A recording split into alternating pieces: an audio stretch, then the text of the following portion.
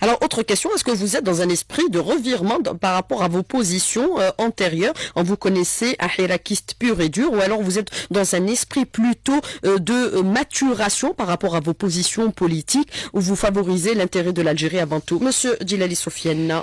Écoutez, franchement, ni l'un ni l'autre, je pense que sur le fond, on a toujours agi par rapport à des principes. Le régime de Bouteflika m'apparaissait comme irrécupérable. C'était un régime bloqué sur ses propres intérêts et il n'y avait aucune possibilité autre que d'essayer de le combattre avec la conscience des citoyens.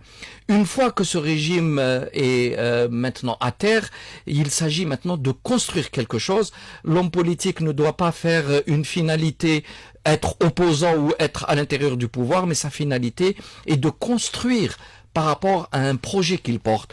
Djil Jadid a un projet de société, il a un programme, et c'est à travers cet objectif-là que nous jugeons l'évolution de la situation. Il me semble qu'il y a une grande opportunité aujourd'hui pour pouvoir influencer dans le bon sens le pouvoir, alors il faut le faire.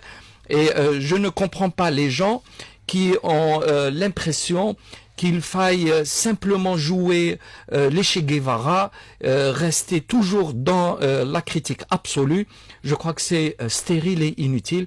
Je n'ai pas fait de l'opposition pour devenir un héros. Nous avions fait l'opposition pour faire prendre conscience à la société qu'il y avait de graves dangers.